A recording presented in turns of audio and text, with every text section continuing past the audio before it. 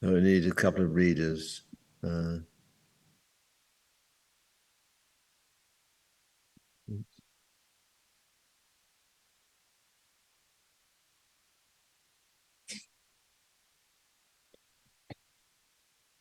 Kate. Sense. Thinking is never concerned with anything else. If there is anything like thinking, it's only because there's sense. And if there's anything like sense, it's only that sense is always given and gives itself as something to be thought. Jean-Luc Nancy, A Finite Thinking. In the thinking of Jean-Luc Nancy, Sorry.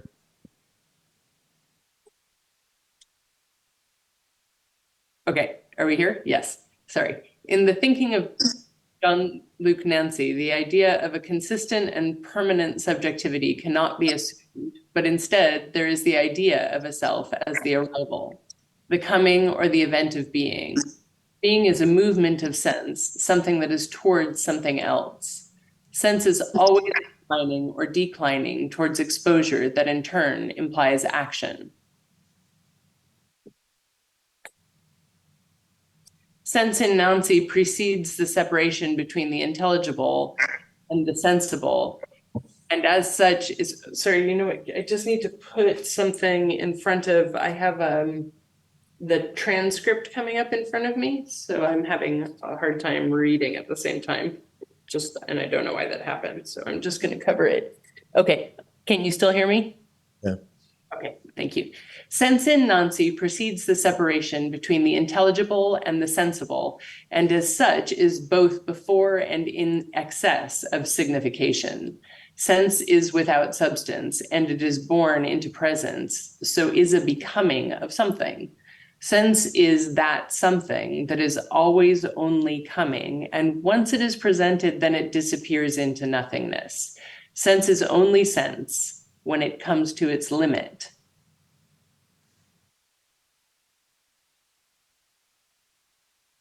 For Nancy, being means making sense and is the sum total of its articulations. Following from this being is both relational and differential. All being is being towards something and assumes spacing as if of this as relation. Sense is born in that space of fracture and takes place or is figured as surprise. Exposure is thus an exposure to the spacing of being. In turn, there is no totality of the body, only its sharing out. Being is the sharing of places and the production of spaces. This factor provides the basis of community.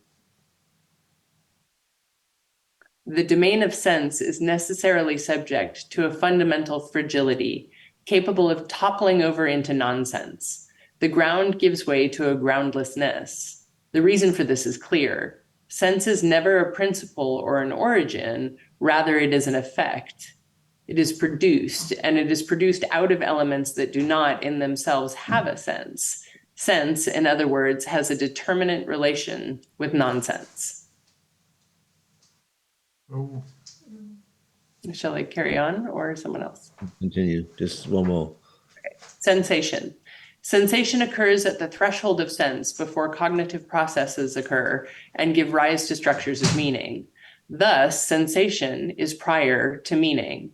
In the case of looking at a painting, is what strikes one before the act of naming or designation starts to occur, or it is that which vibrates at the threshold of form. Vanda.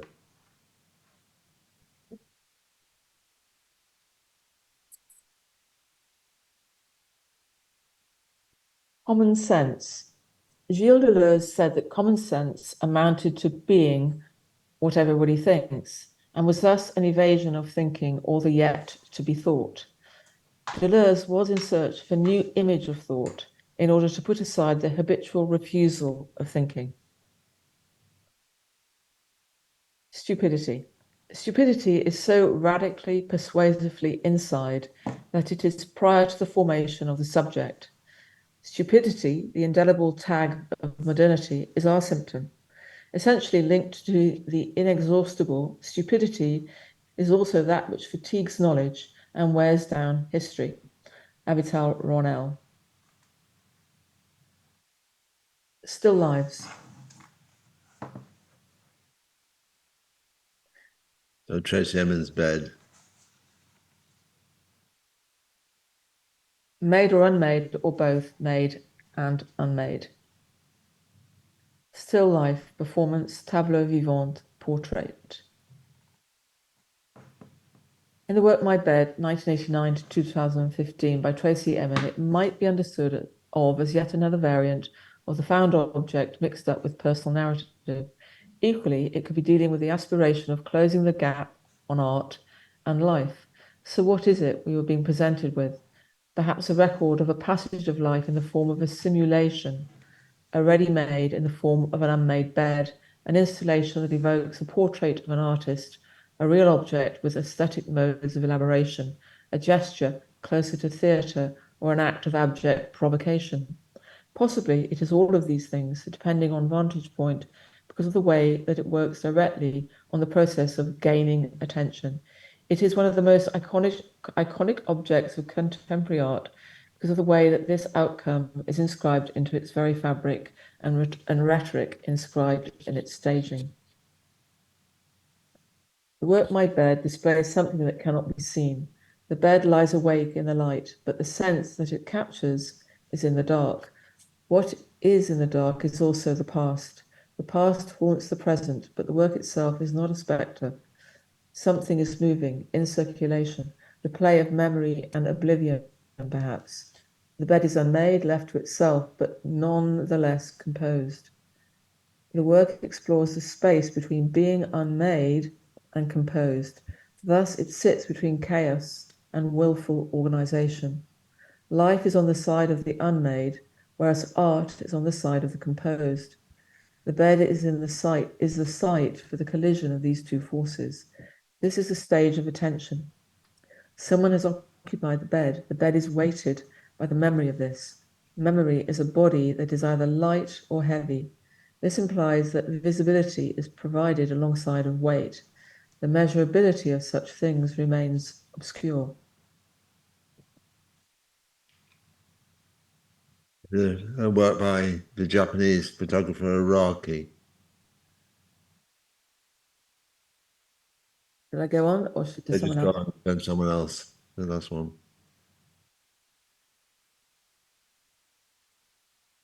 Just do this one and then. Oh, okay.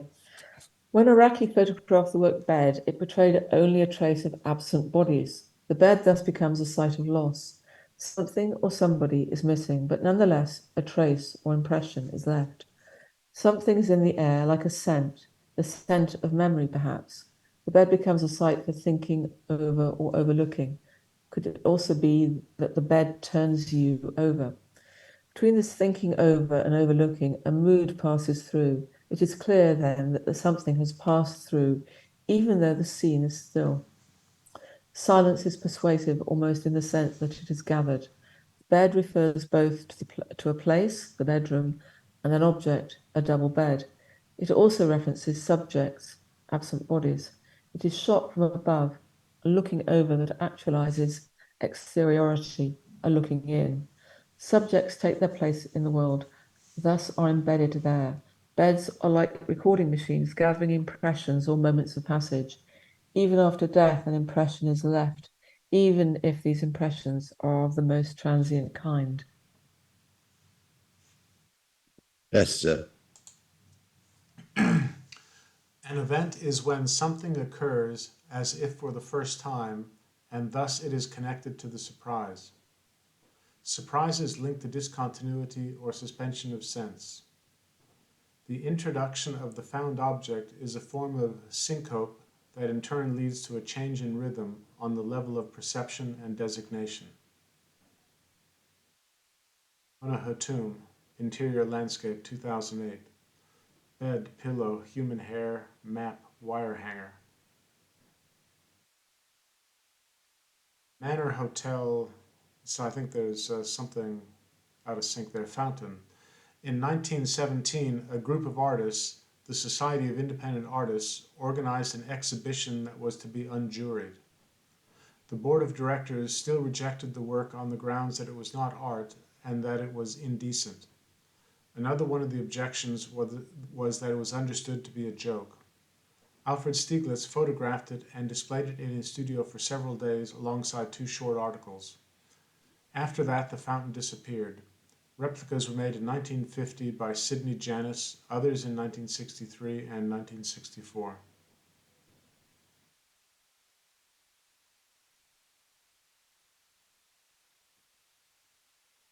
Only after the fountain ceased to exist did it become known as an artwork. The fountain was out of place, uncanny, or reified. Does it withdraw from looking like art to raise the speculative question of what art is? Wittgenstein said that we tend not to put the question deep enough down. Was Duchamp trying to push the question of art deeper down? What type of gesture was it?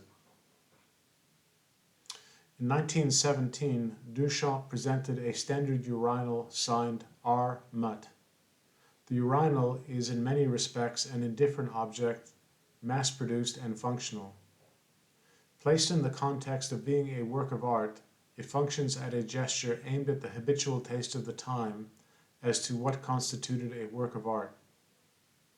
Duchamp called the work fountain that added or even shifted its signification by folding a mental image onto a physical object. The signature adds to the investment in the object, so we are given over to reading a triangulation of object, title, signature, but not only this triangulation, but on an even more abstract level, the triangulation of the imaginary, fountain or mental image, the symbolic, the signature and act of designation or naming, and the real, the materiality of the urinal, the hard kernel. As opposed to unified object, there are instead a series of disjunctive gaps between each of the different registers. As opposed to unified object, there are instead a series of disjunctive gaps between each of the different registers. Something is simply set before us, but with a new angle of vision from that of everyday use. In fact, everything is errant or amiss, at least on the level of identity and recognition. This shift of view restores the object to its sensual quality of white porcelain, yet not a restoration based on the recalibration of taste or beauty. Are we thus simply invited to see double, and alongside this reading double, and is there congruence between these different processes? If there were not congruence, then instead there would be a gap, shock or disjunction.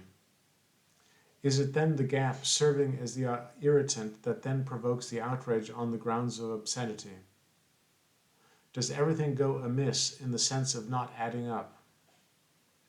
This is a shocking work in the sense that it presents the shock waves born out of sublation or the changes from one quantity, a porcelain urinal, to quality, art. There is no graduation in this process. Instead, the gaze turns inwards, towards itself, thus creating within this the idea of becoming its own object that produces distance. What is this distance but a distance from aesthetic pleasure, a beautiful painting, a tulip, from authentic identity and authorship, and from the very concept of what is art? The urinal is not plumbed in, therefore it cannot function. Thus the urinal is castrated or stands for castration, the relationship of the phallus and logos striated. It casts everything into a state of loss, therefore adrift, dislocated and so in a state of passage that points towards the aesthetics of movement as opposed to that of the static.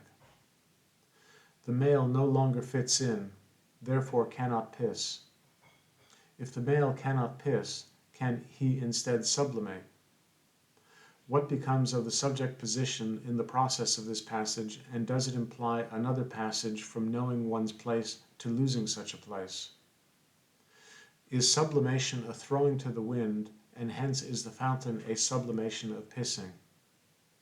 Whatever, Duchamp disconnects the plumbing that leads to a sensuous shining or the beautiful, to the plumbing designed for the operation of the schema that mediates the passage from the image to the concept allowing different registers and mediums to be reconfigured in the process.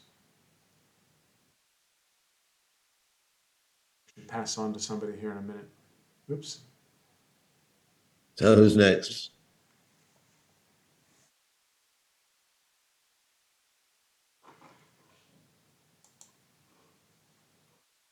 Anya.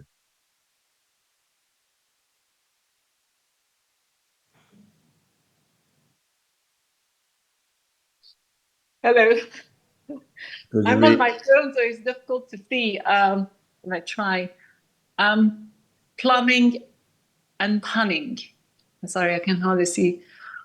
What is at play is a relationship between plumbing, deep structures, and punning, the switching of devices close to the surface. Miranda Silva. Jonathan, I can't see. Okay. Hold Someone. on, let me see if I clean my glasses and if I can make it bigger, maybe. Oh, yeah, I can make it bigger. Whereas we might stare blankly at the TV screen, Morandi invites us to look closely at his depicted objects, despite there being nothing much to see.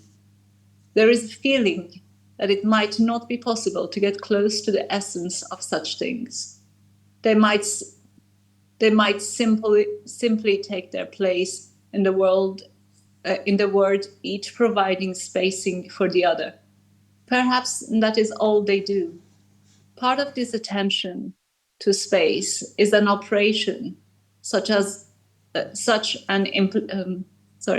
an operation of shifting what is background and what is foreground. Such an implication of such shift comes to us slowly, hence the process of returning again and again to the same objects. Is this a case of art undoing a condition that appears at first to be necessary for it to exist? Is it also this undoing that is the foundation of the gaze?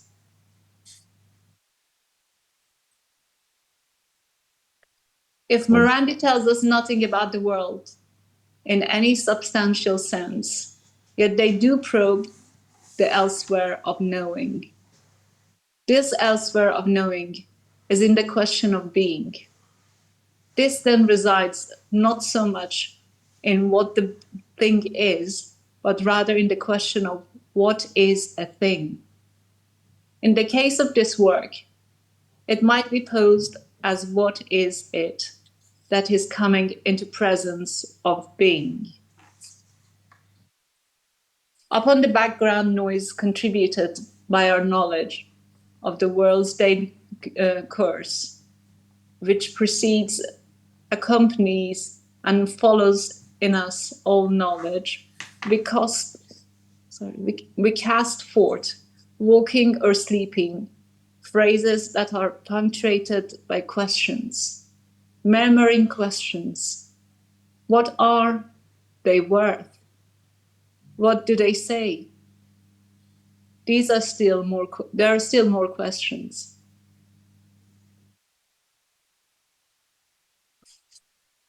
This is very early Spanish Baroque still life from 1602. Sanchez Cotan, who painted it in a monastery, Cartesian monastery.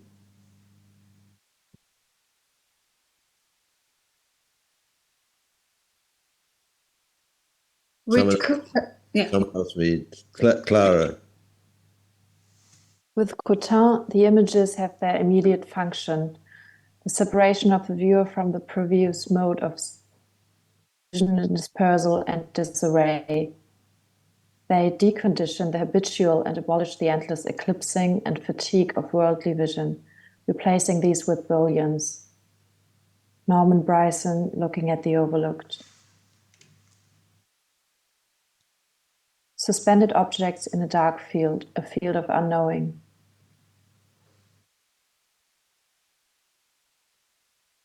This is by Nizan. a Yuan dynasty Chinese painter. It's just of an empty hut. It relates to the invasion of the Mongols taking over the rulership of China. They became hidden subjects, non-subjects, who went to the mountains and disappeared from view.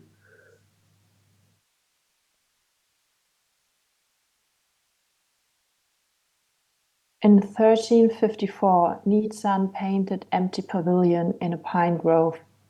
The empty pavilion depicts the abandoned home due to the war-torn condition of China in the period of the Yuan dynasty. In another context, such a depiction might have Taoist or Buddhist connotations, remote emptiness indicating enlightenment, but here the setting calls forth a mood of lament and perhaps stoical resistance. The empty hut, a non-place, stands adrift from dwelling, becoming in turn an image of something that cannot be directly represented, non-being. The painting deals with heavy matters, but disguise is also there within the lightness of touch that actualizes the painting itself. The artist assumes two positions, one of an outsider looking in and one of being adrift in time, following traces of memory within the empty terrain.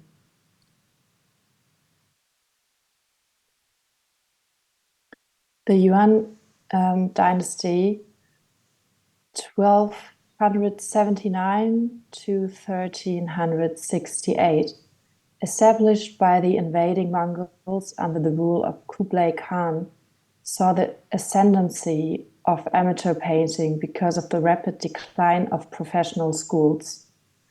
The great part of China's educated class stayed aloof from the new conquering class, and eventually they formed what became known as leftover subjects, or Yimin. The art of these painters have both a feeling of austerity and melancholia. As an art, the sense of withdrawal and detachment is evident, but there is a dignity in this aloof posture.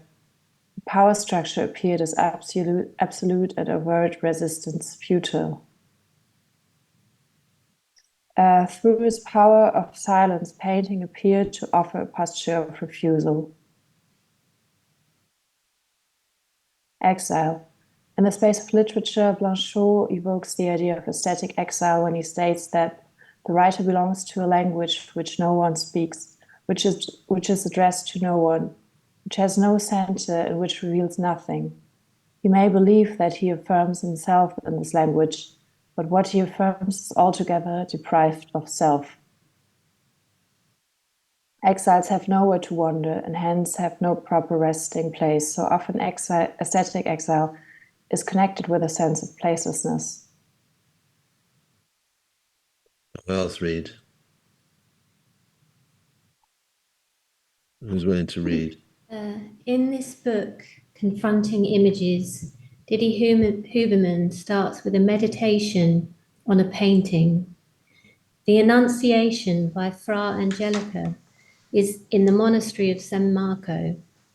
He states that the painting creates a vague impression that there isn't much to see. Yet there is something that comes to possess us in the form of the pigmentary white of the background. What is visible and legible in the work have little by way of defining features. There is this level something that is undetermined. But this is precisely what draws us into what is invisible and ineffable, that is, the disembodied. From here, we might claim that the painting suspends a relationship to interpretation, and with it a certain mode of attention, leading to a form of not grasping the image, of letting oneself be grasped by it instead, thus of letting go of one's knowledge about it. Fra Angelica, an empty cell stripped of earthly goods, just a bed, a window, a Bible, and a small fresco. The image provides a space of meditation, and the Bible a symbolic universe. Alone in the cell, there are four folds at play. The first being in relationship to the body or flesh, the second to forces in order to become a relation to oneself, the third the relationship to knowledge as the relation of truth to being, and the fourth to the outside, from which the subject hopes for such things as eternity, salvation, or detachment.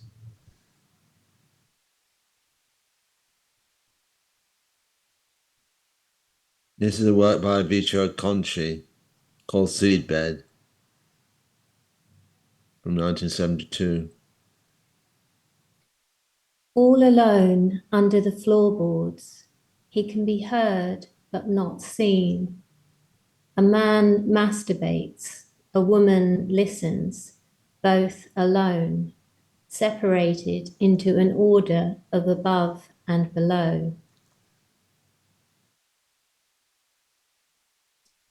What I want to teach you is to move from the implicit nonsense to the explicit nonsense. Wittgenstein. A man will be imprisoned in a room with a door that's unlocked and opens inwards, as long as it does not occur to him to pull rather than push. This is Heidegger's Mountain Retreat, where he partially wrote Being in Time. Heidegger. The philosopher Martin Heidegger built a small 3-room hut at Toddenberg in the Black Forest, and it was built in time to complete the final draft of Being and Time. Whereas the city opens out spaces for loneliness, it is the place afforded by the remoteness of the hut that solitude might be experienced. This opposition of these two figures is not only actualized by the difference between the city and the countryside, but also evokes an anti-modern stance. There is within this experience of solitude a letting be of things so that something might be gathered in. The city is a place of forgetting, of the presence of things, a place of multiplicity and flickering images. Modernity is thought through as an experience meshed together by a series of lapses. The experience of thinking and writing for Heidegger was clearly marked by place and rootedness that enables connection to occur. Language is the house man lives in. Seeing is thinking, and speaking is thinking, but thinking occurs in the interstice, or the disjunction between seeing and speaking. Thinking belongs to the outside, insofar as the latter, an abstract storm, is swallowed by the interstice between seeing and speaking. Gilles Deleuze on Foucault. Since I cannot rise to a state of being, nor collapse into nothingness, I have to listen more than ever and have to look around me. A coffee cup in between two subjects. It is as if the coffee cup becomes a medium of speech, as well as being an image of an unknown space.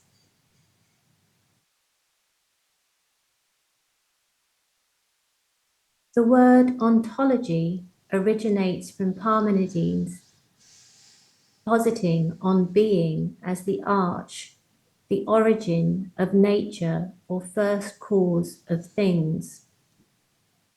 On is also translated as what is, which also leads to the word ni, that is translated as that it is.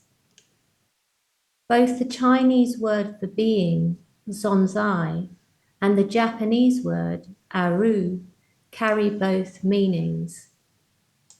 In the modern context, Heidegger called what is an entity, a needs, and contrasted this with that it is as sign, being. Aristotle developed his theory of ontology in order to classify all that exists in the world, as well as conceiving of their ways of being. What is at stake here is the state in which the thing event exists, the mode of being of what is. Heidegger simply shifts the what is, the meaning of being, onto that it is, the event of living. Last one. Returning here to the case of the found object, we are confronted with what might be viewed as a conflation of both cases, the what is with the that it is. This, in turn, might be seen as a conflation of epistemology and ontology in regard to the work of art. We have the case the objects of the world might, under certain conditions, become works of art, base material transposed into gold, alongside the condition of something being a work of art, open to judgment as such. Let us say for the moment that Duchamp was concerned with opening out the gap between the material case, the object of exception, with the speculative case of the work. If the speculative case is overdetermined and the material case to some degree marginalized, then under what conditions might this case qualify as a work of art? Because most conditions of aesthetical judgment have been relegated. If the speculative condition of the work becomes the solely determining factor, then we are left with a proposition of a case, that it is a work of art, or the event of it being so overrides the case of what is the work of art. Who's next?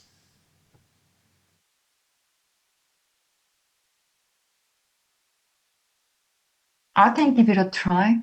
Good. Refusal.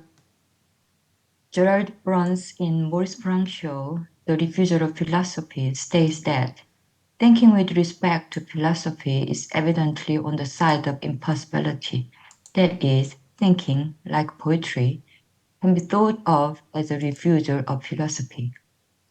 This notion derives from Heidegger, who talks about thinking as wandering in the strange, and as such does not bring knowledge or endow us with the power to act, because within thinking, as indeed in art, nothing holds still, and as such is the maintenance of an excessive opening. Art and thinking find their condition in their response to strangeness or infinity, and this manifests in the form of interruption or separation.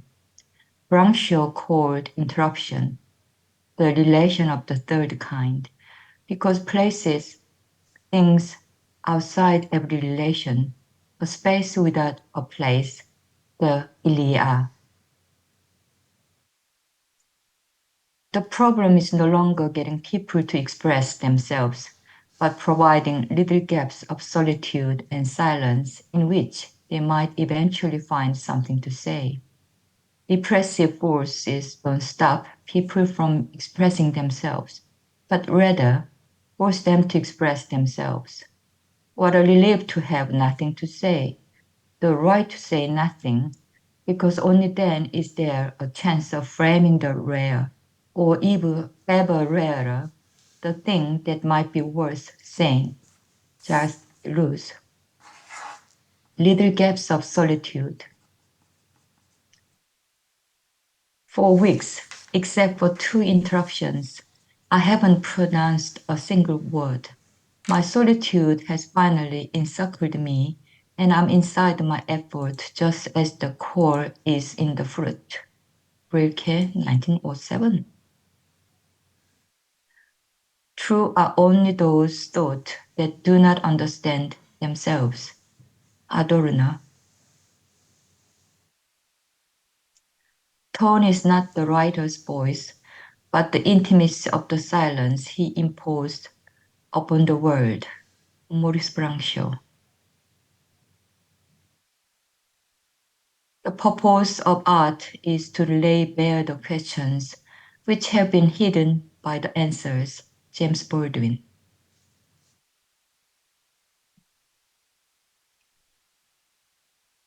Finish.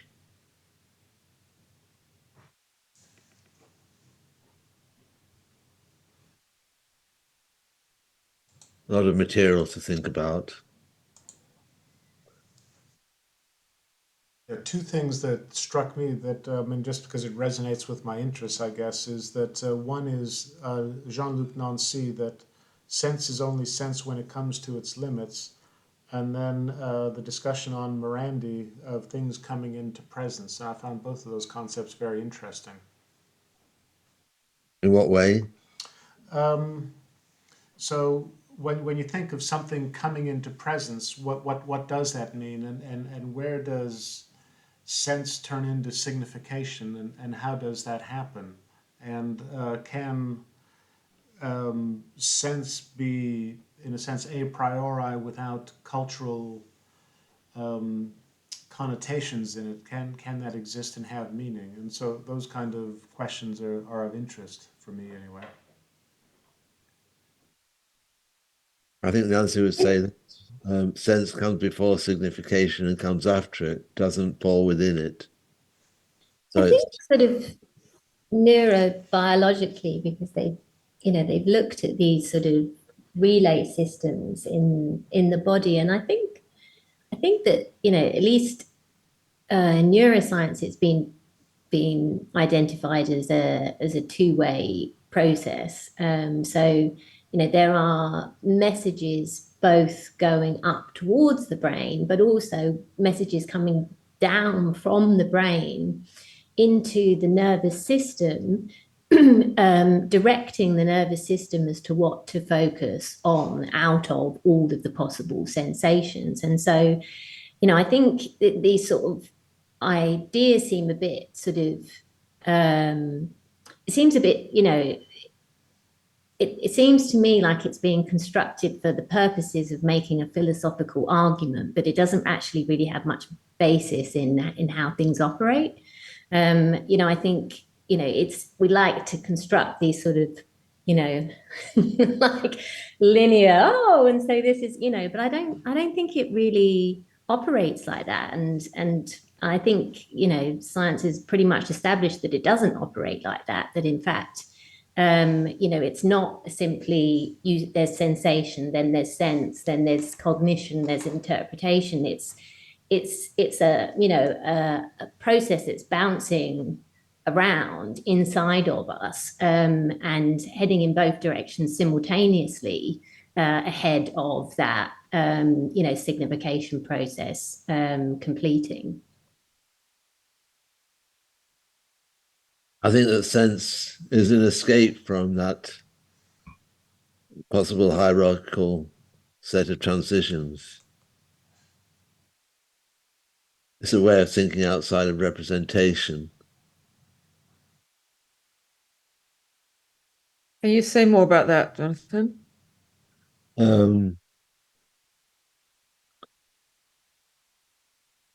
mean, it's to get beyond the representation which leads to a certain construction of truth and meaning. So sense comes before.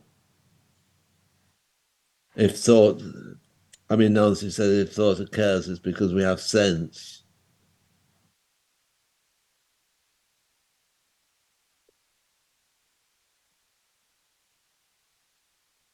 There's a little passage in the end of the world here where Nancy says, there is no longer this two of sense, this two of the signifying relay or directional sending.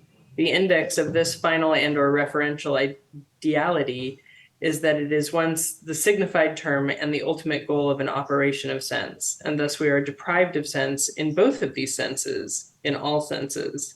And yet one is not wrong either, quite the contrary, to protest that it is necessary indeed that there be something like a sense of the world, some sense in the world, in the greatest possible generality of the expression, in its most vague, general, and insignificant generality.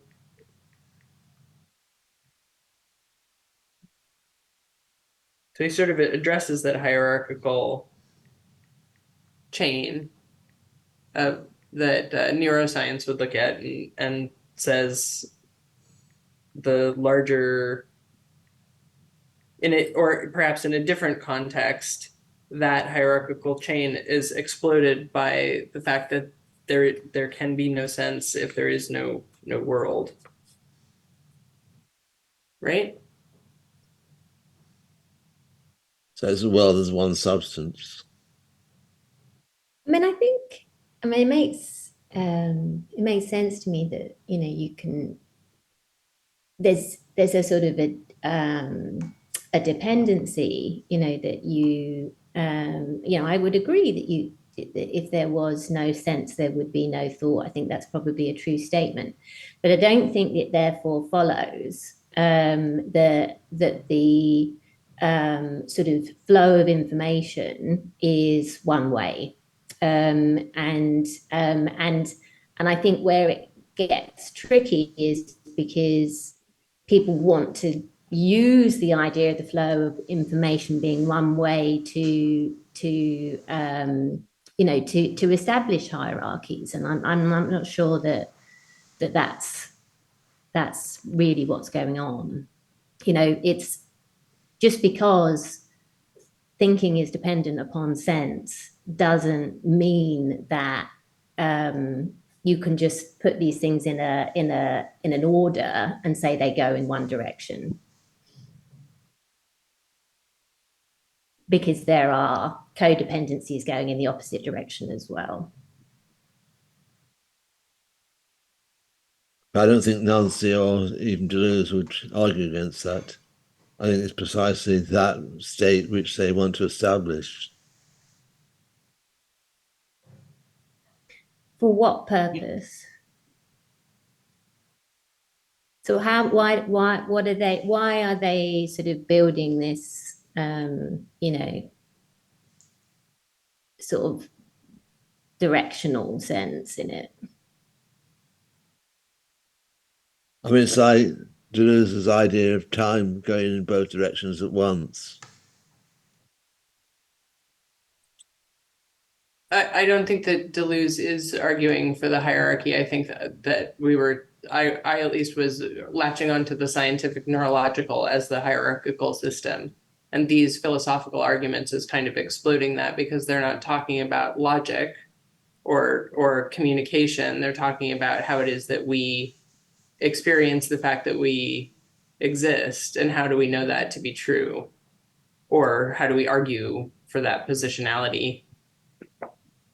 I think it's this argument that, so, you know, this, first of all, when we go back to representation, we somehow, to be true, we classically link truth to the connection between the representation, and if the representation represents something exactly, then we connected that to truth. That's where truth, the idea of truth, is coming from. And I think Deleuze is questioning that classical logic. And in terms of sense, he is he's trying to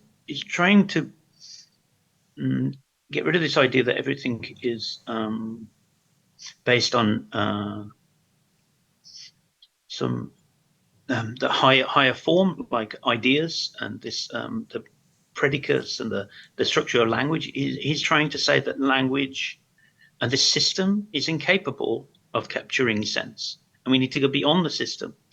And he's saying it doesn't, that it's, we miss the whole point if we assume that the system, it comes first.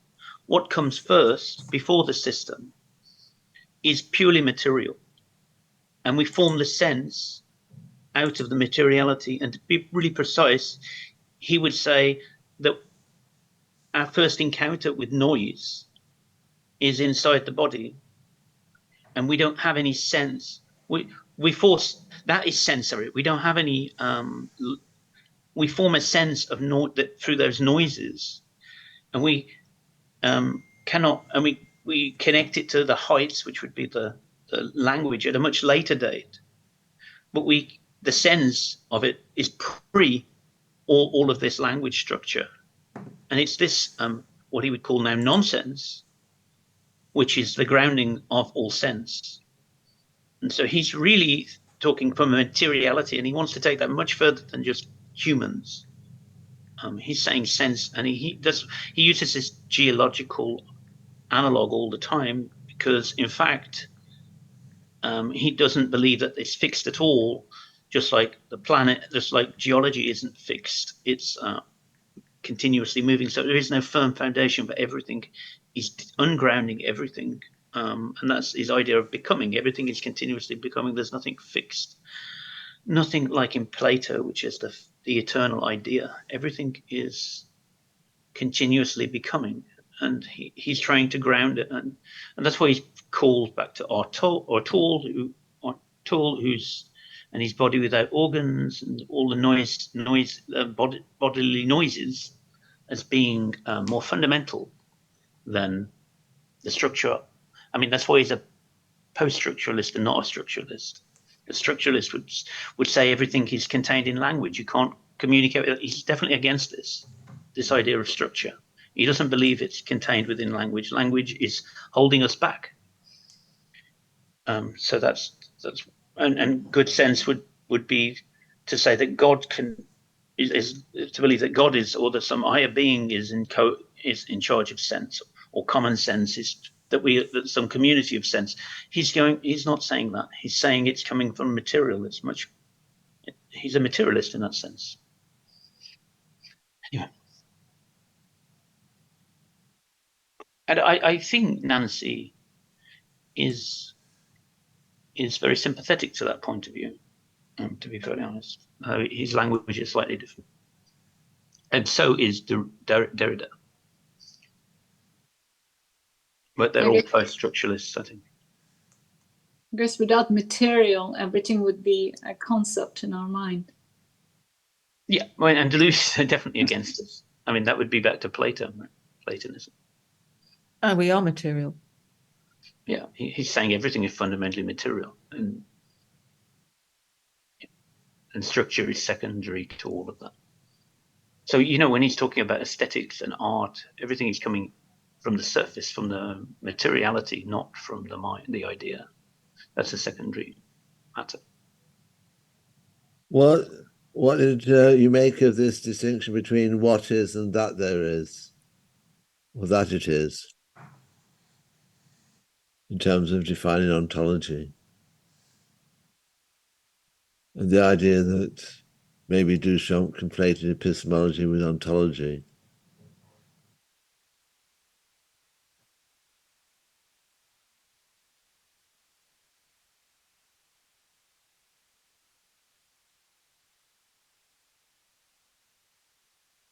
That it is comes out of thinking. What it is comes out of materiality. If we're just taking the previous discussion a bit further forwards.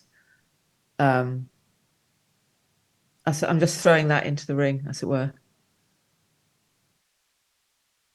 I mean, I think Deleuze would argue, and maybe Duchamp, it's not a question of what is it, it's a matter of what does it do? I mean, that would be the question Deleuze would want to ask. In what way is it productive? And I kind of think Duchamp is questioning this. He's trying to stop the question of what is it, and more the question of what does it do. And what it does is it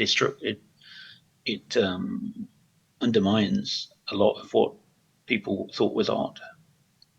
And he undermined, in that particular case, where he was a judge in that exhibition, it kind of undermined the whole exhibition. They promised that they would accept any form of art. And so he secretly submitted his own art and then resigned as a judge because they wouldn't allow this work of art. But I think that's also interesting about that. He secretly got it. He got it focused. I don't know it was secretly, but this work that he'd done, that work, he didn't actually publicize that for another, I don't know, is it 20 years? Yeah, because it was when he made I don't know, maybe it's 15 years when he was making the box, the bag that he made a replica of it. It wasn't until then that he actually made it clear that he'd made that work. So I'm not quite sure how he. I mean, I know he made a statement, but he didn't make it very publicly, and for quite some time afterwards. I don't quite know how he perceived. I don't know what he was thinking. He was going to do with that, whether he intended. I don't know. It's difficult to know. Could I ask, would the that there is be the state of being, and so one be the state of being and the other be the state of continuous becoming? As far as maybe Nancy and Derrida would say.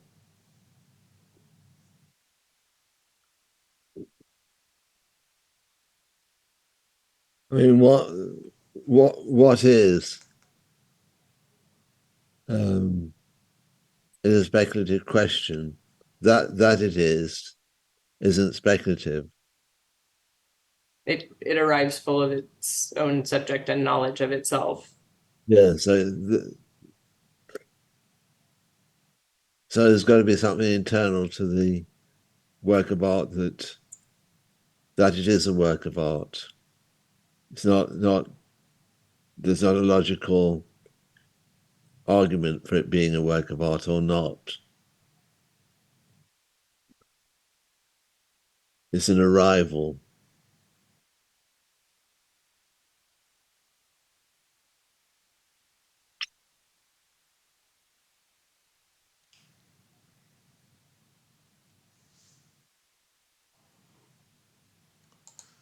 Well, I guess that's sort of what the fountain is doing. It questions the process of arrival.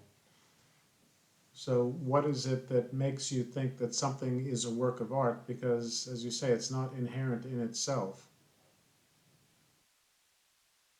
Not since the fountain. The fountain destabilized that question for the rest of history for everyone. That's the tyranny of Duchamp. Well, if it destabilizes, it just puts into question, really. But, if it destabilized it, then it was always an unstable foundation. It was waiting to be exposed by this. Well, prior is it to that, something right? to do with it being out of? Is it something to do with it being out of context?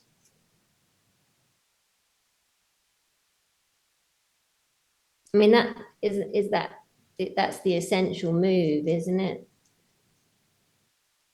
Well, I guess it's out. Not only is it out of context, but it's saying, well, and others have said it's a work of art because I call it a work of art. So a glass of water can be an oak tree, and so is that what it is that makes it a work of art? And then there's the Yeah, but it's interesting though, isn't it? Because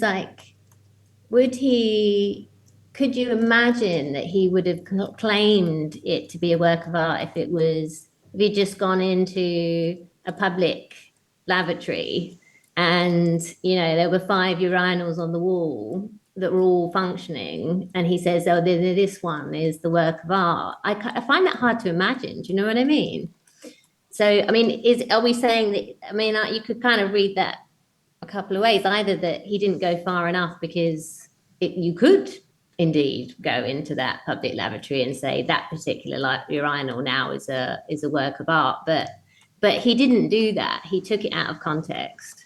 Well, it is. Well, there's two things. One, just a side observation. If you ever go into the men's room at Goldsmiths, you'll see one of the urinals is indeed somebody has signed it R. Mutt, but that's just an aside. There you go.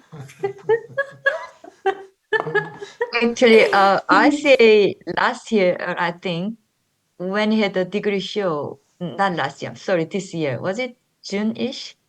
On just outside of a Dyson building, there's Almut, 1970. Did they unplug it? The whole duration of the degree show period. I thought that was cute. I think Duchamp was more concerned with a private set of puns and jokes. Yeah, I also, that's why I wonder what he was up to. And also, I think at the, yeah, I'm pretty sure it was wasn't it 1914, the Armory show?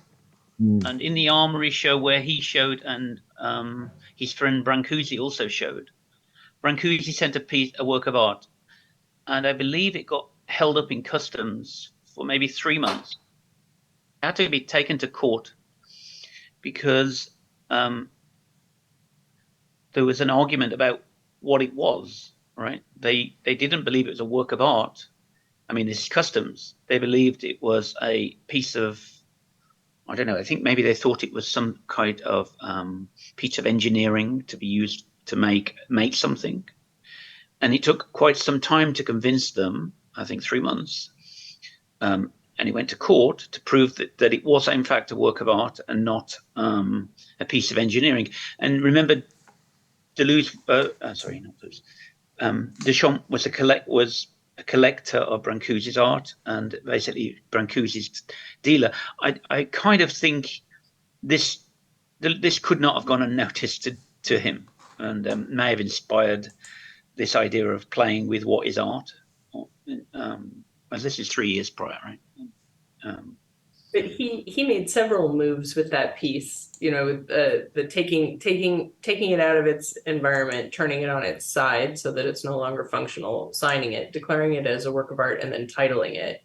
Yeah. And Jonathan wrote that the title folds a mental image onto the physical object. And so I think too that that's part of that aesthetic, that sense of aesthetic surprise that happens again and again and again in the fold of this object. So that's why it goes beyond context and into, and even beyond punning. The punning begins, I think, the play in the mind, and then for me, the work exists between the title and the object in its orientation and location. You know, that sense of folding that a mental image that doesn't fit onto a physical object that occurs again and again as you recognize it and then don't recognize it.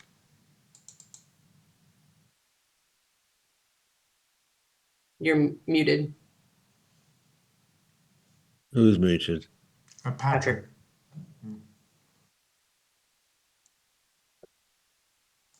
Patrick. There were also people in France who Deleuze was who Duchamp was quite, I don't know, close to, was aware of, actually quite interested in, and following their text, like what's his name? Is it Roussel, the person? The writer. The writer, yeah. So Roussel, if I think I recall this properly, was very rich, right? And put on a lot of theatrical shows in theatre, and wrote, and eventually became penniless and committed to suicide. And he wasn't really he wasn't considered at the time a writer of talent or anything. And the way he wrote it was very difficult to follow what he was actually saying in his text, or if you read it literally, it was difficult to understand, because underneath it there was a hidden code, which I think he published when he died, right? Like how you read his work, and this was I think Duchamp was one of the people who was attending the theatre and knew Roussel very well. And so this kind of delusion, hidden meaning, was kind of rife at this time. Roussel's a quite important writer afterwards, but at the time, he wasn't well known at all. And I think the punning is he was also playing with puns, which was also connected. You know, this idea of punning was a big thing for Duchamp as well. And yeah, that was kind of it's exactly the same time, I think. Is this the same time as the furry teacup and the iron with nails? Like all of these sort of, and the... I think this is early Dada time. That's when I think it is. So it must be 1914, maybe pre then. I don't actually recall when Roussel committed suicide. I just think in relation to what you were saying, Kate, about this, what was going on in the work, this sort of separation between the symbolic, the real, and the imaginary, or how the work sort of relies on a connection and a disconnection between those three things. So we expect there to be these connections, but suddenly he's kind of blowing it all apart. And then there's the punning, which I guess is also relating to the symbolic aspect of it as well. So there's the joke thrown in as well. And so it sort of becomes this thing that we can endlessly talk about and try and pin it down to what it might be, like the context for argument or these other positions for it. The punning, I think, is interesting because I think it connects directly to aesthetic surprise. Graham Harman makes that move really nicely, where he talks about humor sort of in a similar vein as, say, just experiencing aesthetic surprise when looking at a painting. So he says, it's not funny if I say to you, I'm going to tell you a joke. It's a math-based joke. So it's a joke about a certain number of people, and then you'll get it because the math isn't right. And then I say, okay, here's the joke. Okay, there are three kinds of people in this world: those that'll get this joke and those that won't. But it's not funny because I took the leap away.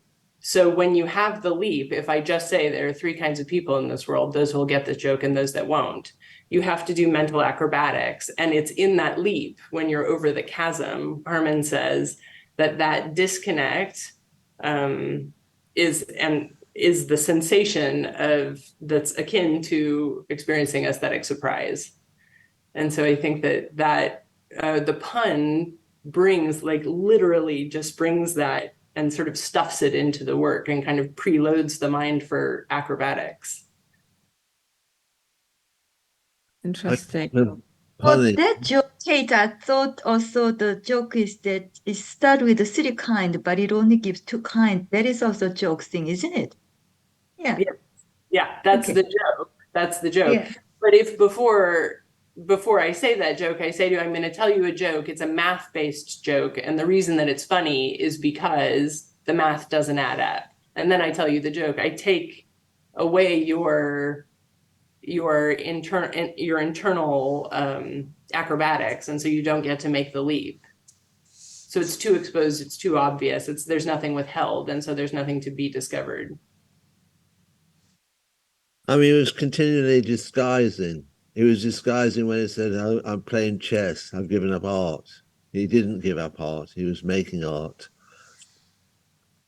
He disguised when he dressed up as Rose Salavi, when he played with his identity. He was punning when he said the fountain is a work of art and nothing, I mean, it's just a gesture, nothing else. It was a disguise. All these gestures are, I mean, typical of a dandy. Continually punning, creating false leads and diagrams of it. I mean, there's so much mental arithmetic going off. And a whole symbolic universe was being constructed. And a lot of it's to do with sexual frustration and impotence, his relationship to his sister. I mean, all sorts of private matters.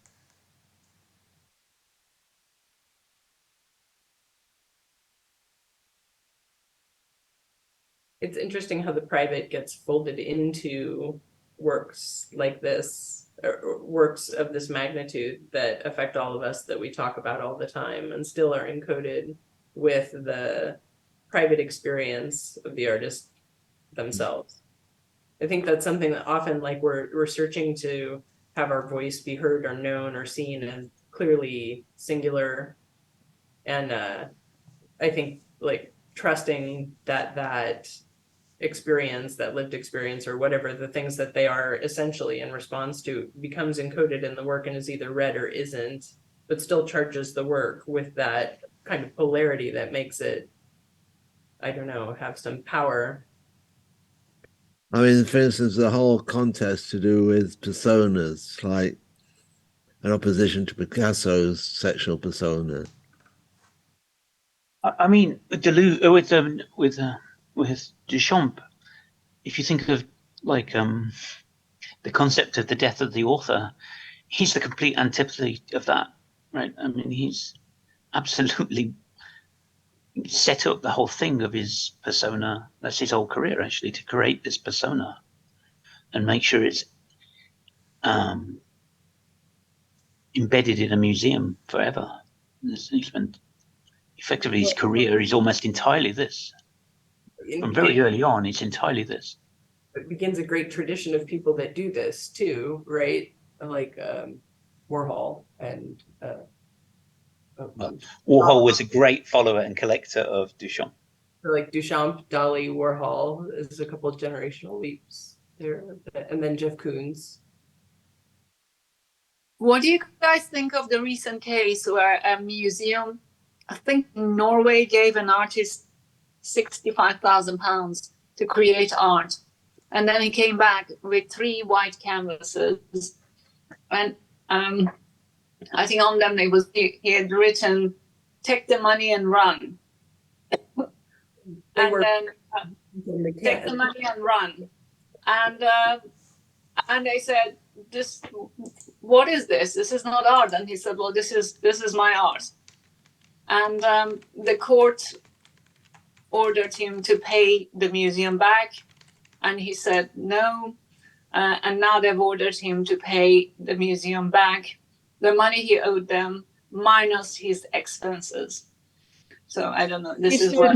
I think he should auction his "take the money and run" piece and get a lot of money for it, and then give the money back.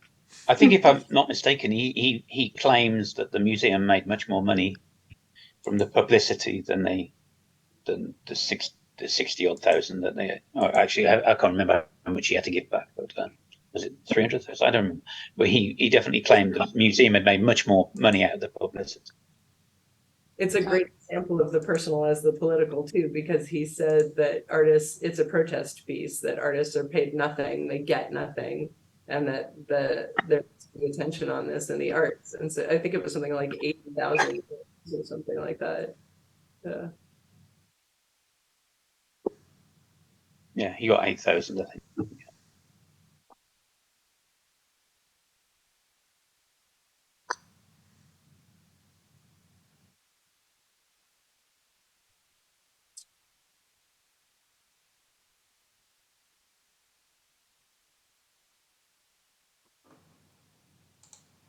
What did you think of the reading of Tracey Emin's My Bed?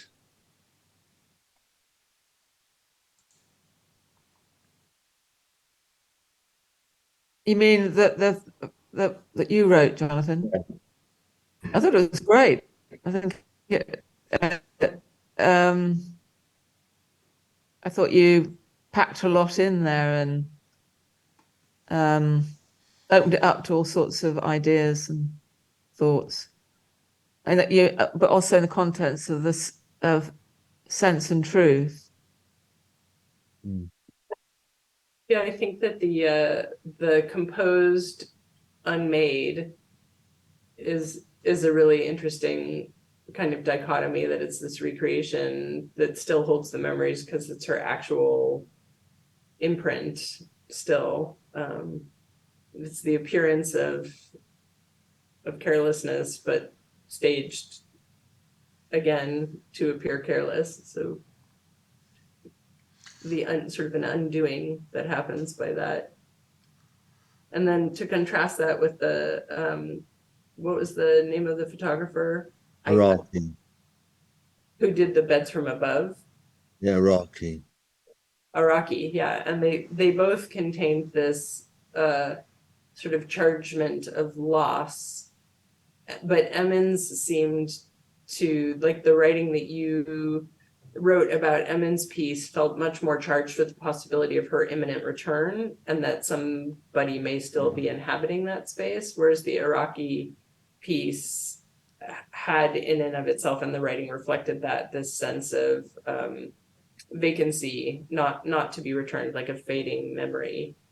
Loss, isn't it? Loss. Yeah.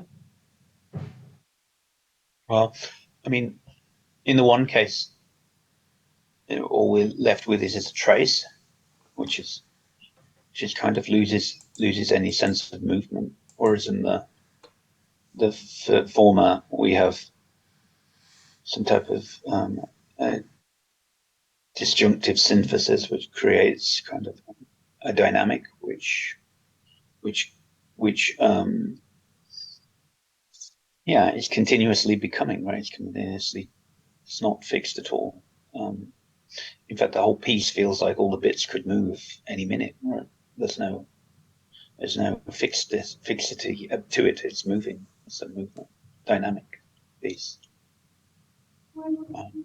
I think that they're both dynamic, but in different temporalities.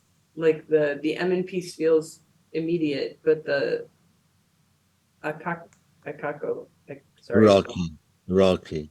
Araki piece, to me, it still feels like it's moving because there is trace.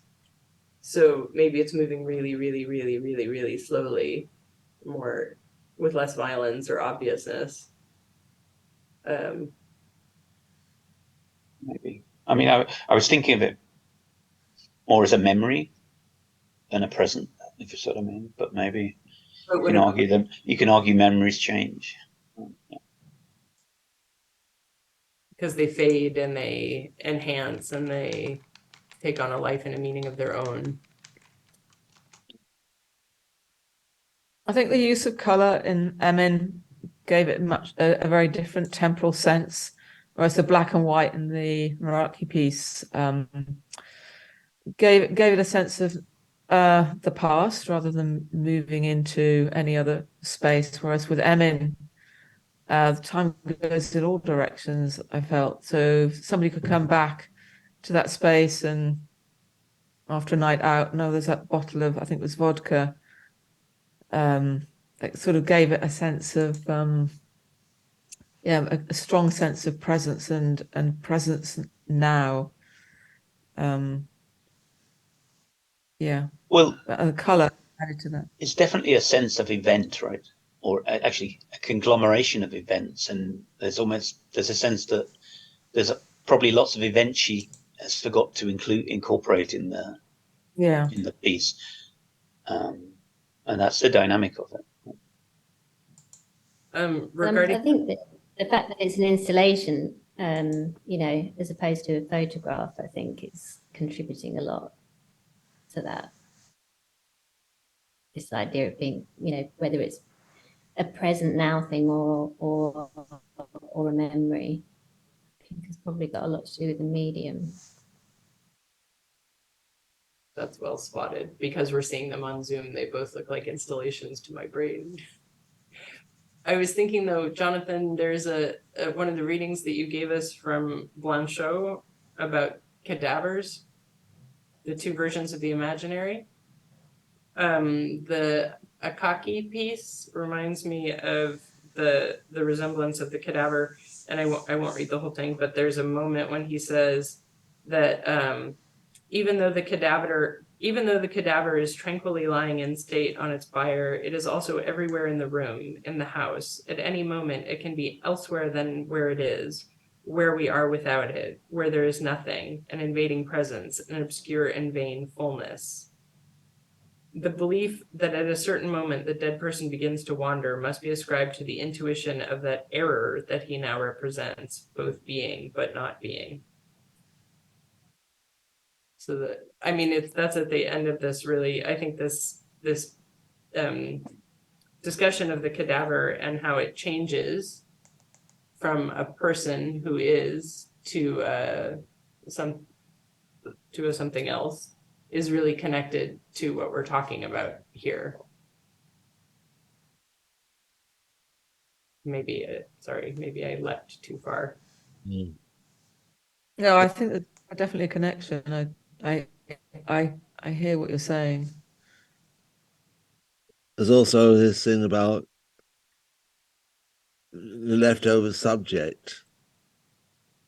So the Yuan dynasty, the artists as leftover subjects. And I didn't say anything about Morandi, but Morandi was painting these still lives at the time of fascism. You get this feeling of someone withdrawn from the social, just painting bottles again and again, ignoring what was happening outside, a withdrawal from the political and the social. In a sense, Tracey Emin is sort of some disavowal of sociability, abject relationship to subjectivity, of an abused subject.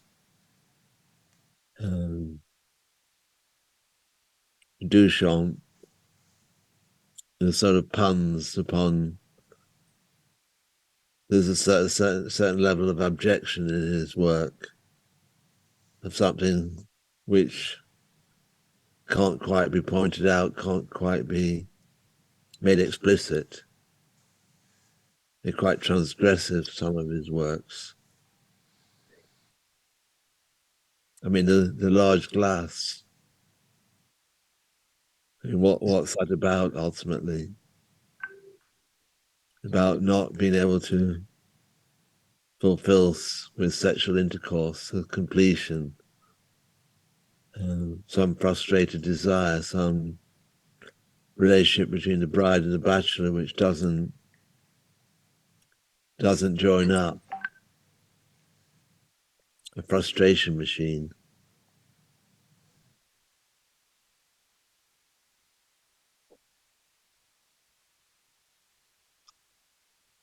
I saw a brilliant video she made for her BA, and it was like a half an hour video or so. I'm sure you guys have seen it too, where she goes on and on about her lover, and he was married and she got pregnant and he forced her to have an abortion, and at the end of all of that, she said, I think about the bed she made. She said, when you experience that,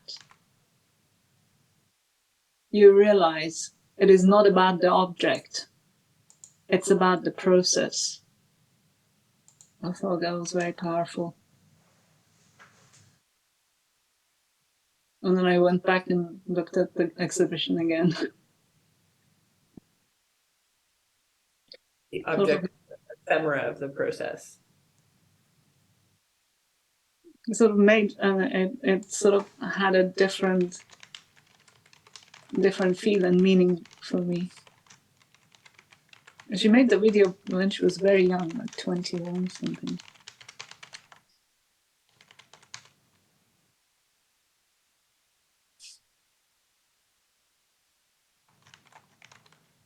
We're almost at 8 o'clock.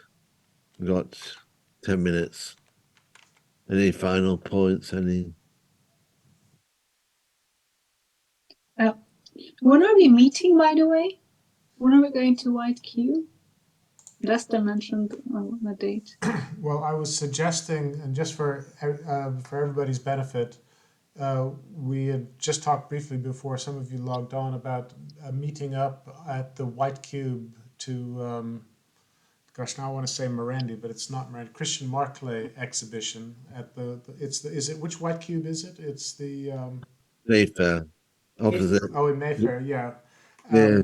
So Well, let's say in about a week, in 2 weeks' time, say on the Tuesday or Thursday, say at about 5 o'clock in the evening, because it closes at 6, and then maybe go for a group dinner afterwards. Can't go on a Monday because the gallery's closed on a Monday, unless one of you has a contact there. So we're suggesting either Tuesday the 10th of October or Thursday the 12th of October. I can't do Thursdays. Can't do Thursdays. Okay, so Tuesday the 10th of October. Or Yeah. or Wednesday the 11th of October, I think. I can do Wednesday, I can't do Tuesday. So I can join you for dinner on Tuesday.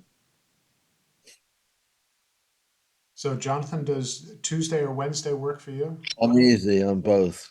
You're easy on both.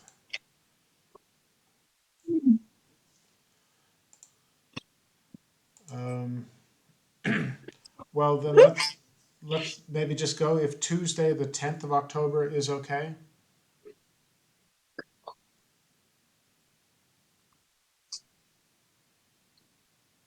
Sounds good. And we could put it in to the vote in the chat. That's the other way to do Oh yeah, it. that's true. Yeah, we'll do that after tonight. I'll put it in the chat. Is Wednesday an option as well? Could be. Wednesday. I mean, I would send my apologies for Wednesday, but Wednesday's a Oh no, possibility. no, if you can't, you're the main person. No, I'm not the main person. I'd say Jonathan's the main person. I'm just the monkey that turns the wheel. You turn it very well, Lester. We'll put it in the chat then afterwards.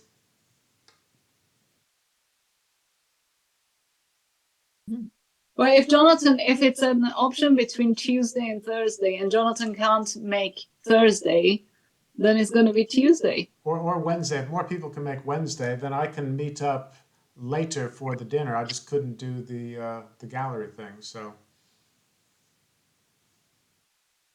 But we'll put it in the chat. We don't have to take time here. And what was there a suggestion of location for the dinner? Well, somewhere walking distance, I would think. So we'll just have to find something. The location, so the gallery is in Mayfair, right? Yeah, so, something like La Gavroche or Yeah. something like that would be good. What was the Gordon Ramsay one below where you had your studio for a while? What was that one? Oh, me? The- I can't remember. Well, anyway, it doesn't matter. Seriously, we'll find something. There's always Soho.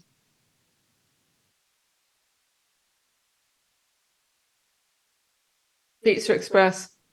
It's a possibility. It at least comes into the affordability side of things. And the Pizza Express in Soho is also a really cool jazz venue. So sometimes you get lucky because the downstairs has been like amazing jazz spot since the early 60s. We'll take it offline and we'll take suggestions and all that. Any ideas for next week?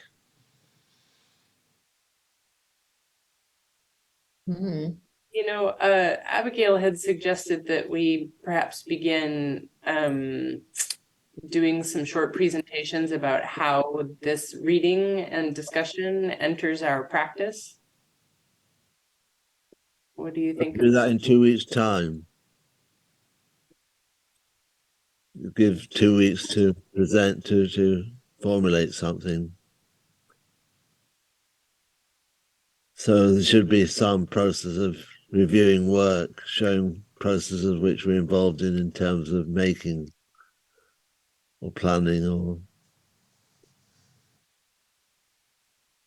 and that would take at least 2 sessions. I find these discussions really interesting. It's really good that people contribute. It's getting better all the time. Yeah, it's fantastic. Have you noticed something happening to the average age of our group, though? I feel like we're losing our younger members, and I'm wondering like why that is. Isn't it just Apart from because Sam. getting older? And Clara. Everyone's getting older. That's all it is. Only if time is linear, Vanga.